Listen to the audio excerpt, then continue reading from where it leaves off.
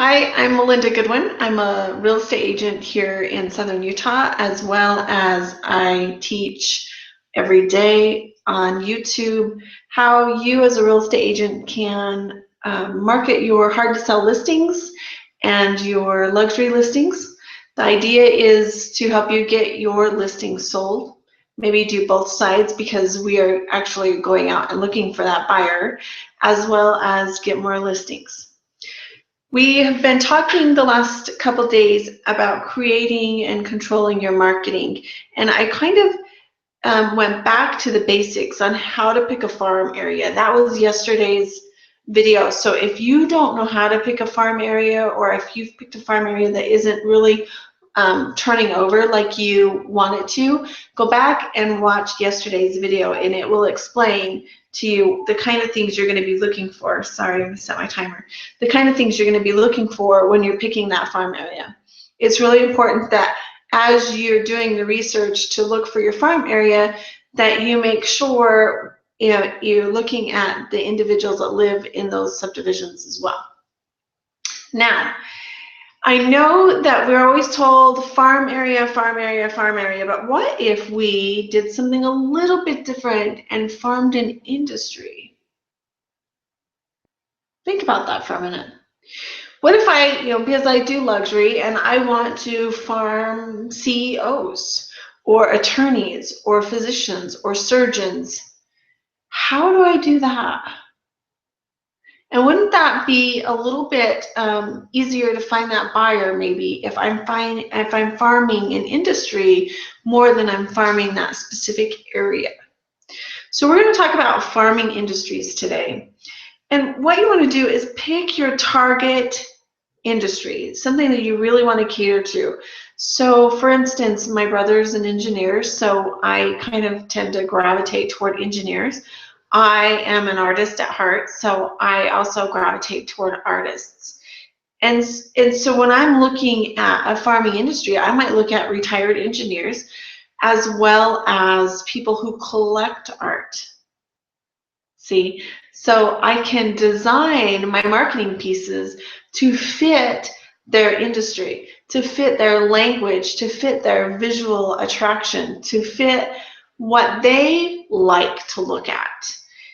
It's a little different than fitting the house, and we're selling the house and how we're doing the house, because we're trying to find our buyer and our sellers as well, but now we're farming an industry. So I picked, engineers and people who collect art. Those are kind of my niches. And then what you want to do is you want to specialize in that customer base. So how you specialize in that is you research it. You research, what do engineers like to do? What's their form of entertainment? How do they speak? Who do they hang out with? Where do they work? What's your biggest engineering industry, and where are they located? Is it Texas? Is it Oklahoma? Is it Hawaii? You're really kind of, then you know where to sit your marketing pieces. Collectors, where do they buy? Where do they buy art? Is it Sedona? Is it Paris? Is it locally? So now I know where I'm going to put those marketing pieces. And be completely clear on this. It's two different marketing pieces, right?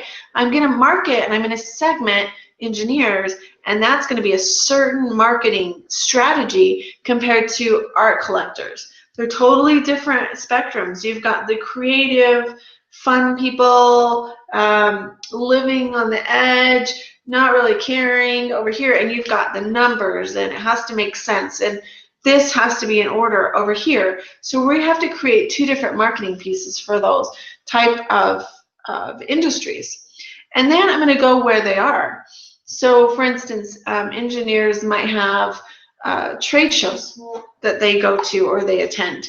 So I'm going to make sure that I'm going to set my trade show up for that target industry.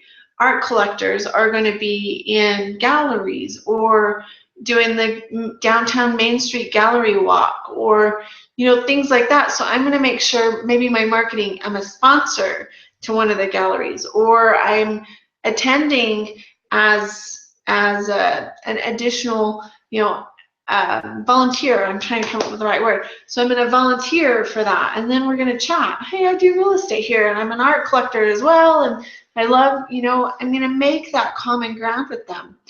And it's a little different than what we traditionally do, because we're in the mindset of selling houses. This is what we do. We sell houses. That's all. That's all. I provide great customer service. I sell this house. Great customer service. I sell this house.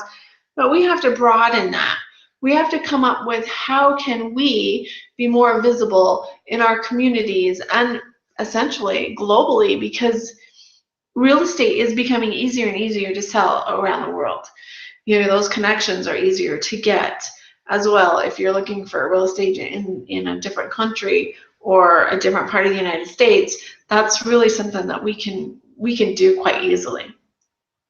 Now, depending on your farming, remember you have to expand your campaigns.